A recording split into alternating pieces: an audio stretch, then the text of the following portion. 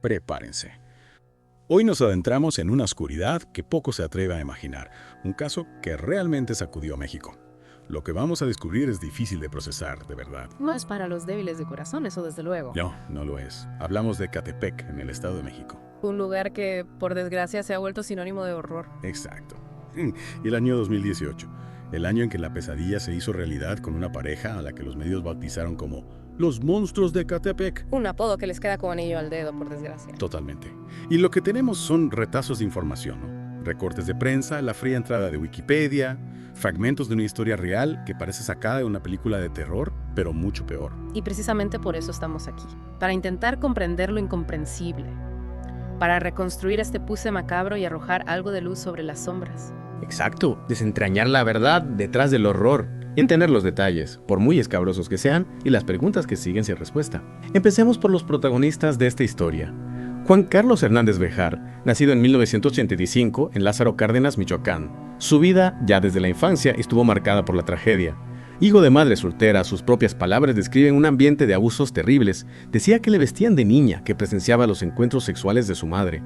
Incluso afirmaba haber sido abusado sexualmente por una cuidadora y por su propia madre. Es importante tener en cuenta este contexto. Una infancia así tan traumática puede dejar cicatrices profundas en la psique de una persona. No justifica, ni mucho menos, lo que hizo después, pero sí nos da una pista sobre el origen de la oscuridad que llevaba dentro. Totalmente, y su historial académico también refleja esa inestabilidad. Mal estudiante, aunque él decía que después de una caída grave por las escaleras a los 10 años, que le provocó un traumatismo craneoencefálico severo, su inteligencia aumentó. Decía que empezó a ver cosas que otros no veían. Interesante. Una lesión cerebral que, según él, le otorgó una especie de clarividencia, o al menos eso es lo que él quería creer. Sí, su vida laboral también fue un caos. Camarero, pepenador, vendedor. Incluso estuvo en el ejército, en la Guardia Presidencial, pero desertó. Y ojo al dato, se hacía llamar el Terror Verde. Decía que ese apodo se lo pusieron en el ejército. El terror verde, un hombre que ya denota una necesidad de infundir miedo, ¿no crees? Como una forma de proyectar poder, de ocultar sus propias inseguridades. Desde luego. Y ahora, la otra parte de esta ecuación. Patricia Martínez Bernal, nacida en 1980, también en Lázaro Cárdenas, Michoacán. La describen como una persona sumisa, fácil de manipular, de familia humilde. También tuvo problemas en la escuela. Y su historia personal está marcada por el trauma. Supuestamente fue violada por un primo a los 6 años y siempre sintió que no la querían. Es decir, otra infancia marcada por la tragedia y la falta de afecto. En el caso de Patricia, esa sumisión y esa necesidad de aprobación la habrían hecho vulnerable a la influencia de alguien como Juan Carlos. Sí, y de hecho, en su vida adulta buscaba el afecto a través de la sumisión, sobre todo hacia los hombres. Después de su detención, le diagnosticaron un funcionamiento intelectual limítrofe, casi discapacidad intelectual. Algunas fuentes incluso sugieren que ejerció la prostitución. Ese diagnóstico es crucial para entender su rol en los crímenes. Su capacidad para comprender la gravedad de lo que hacía, para resistirse a Juan Carlos, seguramente estaba afectada. Era como si estuviera atrapada en una telaraña mental. Y ahora, la pregunta del millón. ¿Cómo se cruzaron sus caminos? Pues fue en 2008. Patricia trabajaba como camarera en un restaurante en el Estado de México, y Juan Carlos era un cliente habitual que presumía de tener mucho dinero. Gastaba lo grande. Empezaron a salir y aquí viene lo escalofriante, él le confesó que era sicario para la mafia local. Seguramente era mentira, pero en vez de salir corriendo, Patricia formalizó la relación y se fueron a vivir juntos a Ecatepec. Una confesión que, aunque falsa, debió ejercer una extraña fascinación en Patricia. En lugar de alejarla, la atrajo hacia la oscuridad. Exacto. Y ahí tuvieron 4 hijos. Se ganaban la vida vendiendo ropa, móviles, perfumes, comida. También recogían aluminio para reciclar. Lo más inquietante es que, a pesar del horror que escondían, los vecinos los veían como una familia normal, aunque sí que recuerdan verlos a menudo con bolsas negras. Esa fachada de normalidad es típica de las cosas más terribles. Los asesinos a veces llevan una doble vida. Ocultan la oscuridad bajo una apariencia cotidiana. Es como si vivieran en una realidad paralela donde el horror es lo normal. Y esas bolsas negras que recuerdan los vecinos ahora cobran un significado siniestro, porque lo que comenzó a destapar la verdad fueron las desapariciones. La primera conexión fue con la desaparición de Nancy Whitron, de 28 años, que se esfumó junto con su bebé de 2 meses el 6 de septiembre de 2018. Pero la investigación pronto vinculó este caso con la desaparición de otras 2 mujeres. Y todas tenían algo en común. Conocían a Patricia, que les vendía ropa, y se habían reunido con ella poco antes de desaparecer. Ese vínculo entre las víctimas a través de Patricia fue la clave para empezar a desenmarañar la red de horror, un método de captación calculado bajo una apariencia inofensiva, como una araña atrayendo a sus presas a la tela. Exacto. Y rastreando las llamadas de las víctimas antes de desaparecer, los investigadores llegaron a una dirección. Calle Playa Tijuana, número Quirondo 30, Colonia Jardines de Morelos, Ecatepec, la casa de la pareja. Y el 4 de octubre de 2018, la policía los detiene mientras empujan un carrito de bebé. Y dentro, restos humanos, un torso. Una imagen que pone los pelos de punta, ¿verdad? Ese carrito de bebé con restos humanos, la confirmación de que la pesadilla era real. Totalmente. Y ahí empezó la investigación para entender cómo se cometieron esos crímenes. El modus operandi, la casa, el cuchillo. Patricia era el cebo. Se hacía amiga de las víctimas, todas conocidas, y las engañaba con ofertas de trabajo, ropa de bebé gratis. Una auténtica trampa para ratones.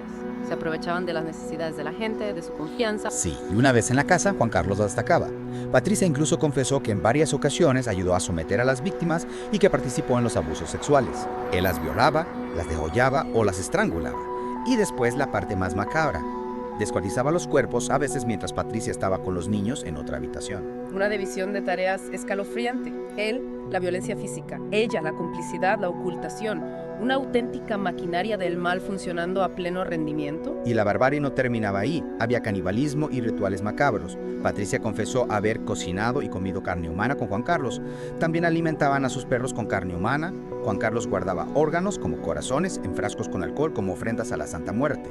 Una mezcla de sadismo, perversión y creencias oscuras que desafían cualquier lógica. Es como si hubieran traspasado una frontera hacia un mundo de locura absoluta. Sí, los restos los guardaban en un congelador, al que los niños no podían acercarse antes de tirarlos en terrenos baldíos. Y aún hay más, conversaban con huesos, los vendían a fetichistas y santeros. Patricia incluso contó que Juan Carlos practicó necrofilia con al menos uno de los cuerpos. Cada detalle que descubrimos nos adentra más en la espiral de horror de esta pareja. Es difícil siquiera procesar tanta crueldad, tanta falta de respeto por la vida humana. Y las víctimas, las que conocemos, porque las declaraciones de la pareja sugieren que podrían ser muchas más. Patricia confesó que su primera víctima fue una chica de 22 años a la que engañó con una oferta de trabajo. La agredió sexualmente, la degolló y después la descuartizó y la cocinó. La segunda fue una vecina adolescente con adicción a los solventes, a la que trajeron con dinero y comida. La ataron, Juan Carlos la violó, la degolló y Patricia la cocinó con chile porque la chica se quejó de la sangre en el baño. Una escalada de violencia que parece no tener fin. Cada crimen más atroz que el anterior. Sí. La tercera víctima fue una antigua vecina a la que invitaron a su nueva casa. La emborracharon, abusaron sexualmente de ella. Juan Carlos la violó, la degolló y la descuartizó. Y Patricia, mientras cuidaba de los niños, cocinó parte del cuerpo. La cuarta y la quinta fueron una madre y su hija de 10 años a las que Patricia engañó para que fueran a su casa. A la madre la agredieron sexualmente, la violaron, la ataron y abandonaron su cuerpo. A la niña la violaron, la estrangularon, la descuartizaron y se comieron parte de sus restos. La sexta víctima fue la hija adolescente de la tercera víctima, también con problemas de adicción. La engañaron, la sometieron, la violaron, la asesinaron y se la comieron. Es difícil imaginar mayor crueldad que la que sufrieron esa madre y su hija. La vulnerabilidad de las víctimas, la premeditación, un horror absoluto. Y luego está Nancy Huitrón, la última víctima conocida. Patricia la engañó con la excusa de regalarle ropa para el bebé. Juan Carlos la atacó, la violó, la degolló y la descuartizó en el baño. Patricia cortó partes de su carne para dársela a los perros. Guardaron los restos en el congelador y vendieron al bebé por 15,000 pesos. La venta del bebé es la guinda del pastel en este macabro festín de crueldad. Una muestra más de su total desprecio por la vida humana. Es difícil de asimilar. Y ahora intentemos comprender la mente de estos monstruos. Juan Carlos fue diagnosticado con un trastorno de la personalidad y un trastorno psicótico. En otras palabras, su percepción de la realidad estaba distorsionada. Podía tener alucinaciones, delirios. Exacto. Y además, recordemos, el traumatismo craneoencefálico, los abusos en la infancia, el consumo de cocaína, todo eso dejó huella. Decía que tenía una necesidad incontrolable de matar, que le provocaba dolores de cabeza insoportables que solo se aliviaban con el asesinato. También decía que necesitaba beber sangre humana cada 3 meses y que un demonio vivía dentro de él. Su relación con Patricia la describía como la de un león y una leona. Ella le traía la comida. Y otro experto lo diagnosticó con psicopatía. Falta de empatía, manipulación, comportamiento antisocial, un cóctel explosivo. Y a pesar de todo eso, el fiscal lo declaró capaz de distinguir entre el bien y el mal. Lo cual significa que era plenamente responsable de sus actos. Sí. En cuanto a Patricia, le diagnosticaron inteligencia límite. Una psicóloga cree que su principal motivación era no perder a Juan Carlos.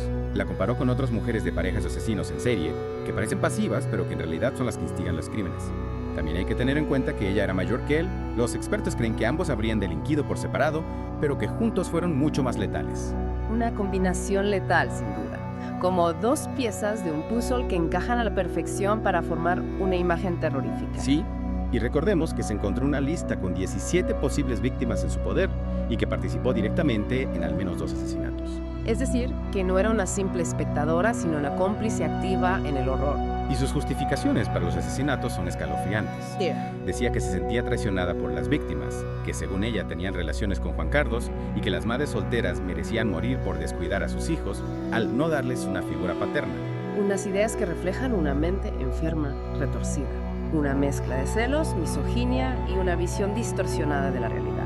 Y llegamos al final de esta historia. La justicia, aunque imperfecta, actuó. Inicialmente los acusaron del asesinato de Nancy Whitron y del secuestro y la trata de su bebé. Hubo mucha polémica por la filtración del video del interrogatorio de Juan Carlos. Se cuestionó si se habían violado sus derechos y si eso afectaría el juicio. La filtración de ese video fue un error grave. La justicia debe prevalecer, pero siempre dentro del marco de la ley. Totalmente.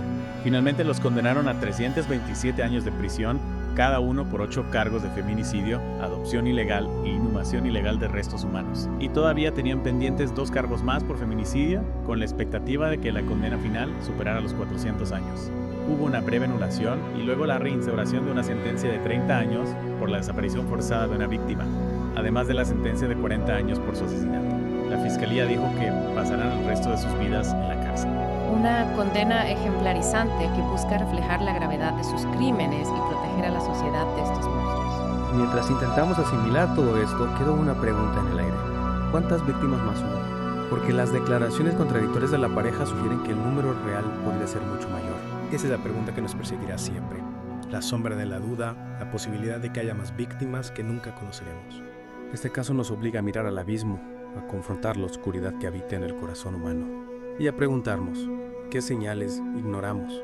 ¿Qué vulnerabilidades permitieron que estos monstruos actuaran impunemente? Es un recordatorio de que el mal puede estar más cerca de lo que pensamos, oculto bajo una apariencia de normalidad. Piensa en las víctimas, en el terror que sufrieron y reflexiona, ¿qué podemos hacer para evitar que esto vuelva a suceder? ¿Qué grietas hay en nuestra sociedad que permiten que la oscuridad se filtre? ¿Qué puedes hacer tú para iluminar esas grietas? Es una pregunta que todos debemos hacernos. La lucha contra la oscuridad es una responsabilidad de todos. Exacto. Y con esa reflexión nos despedimos por hoy. Gracias por acompañarnos en este viaje a las profundidades del horror.